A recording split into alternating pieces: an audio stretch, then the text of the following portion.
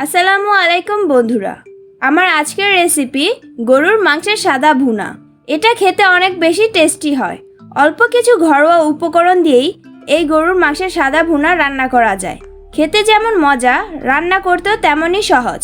ভাত, পোলাও, রুটি আর পরোটার সাথে এই মাংসের সাদা ভুনা খেতে অনেক মজার হয়। তো চলুন দেরি না করে রেসিপিটি শুরু করা যাক। প্রথমেই চুলায় একটি কড়াই বসিয়ে দিয়ে দিচ্ছি 1 কাপ সয়াবিন তেল। এখন দিয়ে দিব 3টা তেজপাতা, 3 টুকরো দারচিনি, 7-8টা এলাচ, আর দিয়ে দিচ্ছি 1 কাপ পেঁয়াজ কুচি। চুলার আঁচ হাইতে রেখে পেঁয়াজগুলোকে বাদামি কালার করে ভেজে নিব। নেড়ে চেড়ে ভেজে নিতে হবে। পেঁয়াজে হালকা বাদামি কালার চলে আসছে। এখন দিয়ে দিচ্ছি 1/4 কাপ আদা রসুন বাটা, 1.5 টেবিল স্পুন ধনে গুঁড়ো, সামান্য পরিমাণ হলুদের গুঁড়ো আর মরিচের গুঁড়ো। দিয়ে দিচ্ছি স্বাদ অনুযায়ী লবণ। মশলাগুলো দিয়ে পেঁয়াজের সাথে নেড়ে চেড়ে মিশিয়ে নিব। এবার 1/4 কাপ পানি দিয়ে একটু নেড়ে দিচ্ছি। এখন মাংসগুলো দিয়ে দিচ্ছি। আমি আগে থেকেই মাংসগুলো কেটে ধুয়ে পরিষ্কার করে নিয়েছি। মাংসগুলো দিয়ে মশলার সাথে ভালো করে মিশিয়ে নিচ্ছি। এবার ঢাকনা দিয়ে ঢেকে চুলা মিডিয়াম আঁচে রেখে কষিয়ে নিব। মাংসগুলো 10 মিনিট কষিয়ে নিয়েছি। এর মাঝে একবার নেড়েও দিয়েছি। 10 মিনিট পর দেখতেই পাচ্ছেন মাংস থেকে পানি ছেড়েছে আর মাংসটাও ভালো করে কষিয়ে নিয়েছি। এখন দিয়ে দিচ্ছি 1 টেবিল স্পুন গুঁড়ো দুধ, 1 টেবিল স্পুন চিনি,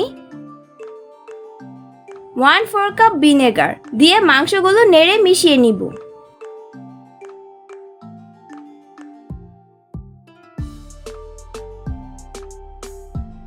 এখন দিয়ে দিচ্ছি 4 কাপ পানি মাংসগুলো সিদ্ধ হওয়ার জন্য। গরুর মাংস সিদ্ধ হতে সময় একটু বেশি লাগে, তো গরুর মাংস সিদ্ধ হওয়া পর্যন্ত অপেক্ষা করতে হবে। চুলার আঁচ মিডিয়ামে থাকবে। ফিরে আসলাম 1 ঘন্টা পর। মাংসটা সিদ্ধ হয়ে গেছে। এখন দিয়ে দিচ্ছি কাঁচা মরিচ। সাদা মাংস রান্নার সময় অবশ্যই কাঁচা মরিচ দিতে ভুলবেন না, এতে করে মাংস থেকে সুন্দর একটা স্মেল আসে। এখন আপনাদের দেখিয়ে দিচ্ছি মাংসগুলো কত সুন্দরভাবে সিদ্ধ হয়েছে। একদম পারফেক্টভাবে সিদ্ধ হয়েছে। এবার মাংসের গ্রেভিটা টেনে আসা পর্যন্ত অপেক্ষা করব। মাংসগুলো যেহেতু সিদ্ধ হয়ে গেছে, তো এখন চুলার আঁচটা বাড়িয়ে গ্রেভিটা ঘন করে নিচ্ছি। কিছুক্ষণ জাল দিয়ে গ্রেভিটা ঘন করে নিয়েছি। তৈরি হয়ে গেছে অনেক মজার গরুর মাংসের সাদা ভুনা। আশা করছি আজকের এই মাংসের সাদা ভুনাটা আপনাদের খুবই ভালো লেগেছে।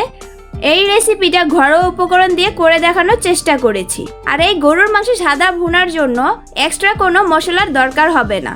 আশা করছি এইভাবে গরুর মাংসের সাদা ভুনা রান্না করলে খুবই ভালো লাগবে। আপনারা অবশ্যই বাসায় ট্রাই করবেন, আপনাদের খুবই ভালো লাগবে। রেসিপিটি ভালো লাগলে ভিডিওতে লাইক করবেন, কমেন্ট করে জানাবেন কেমন হয়েছে।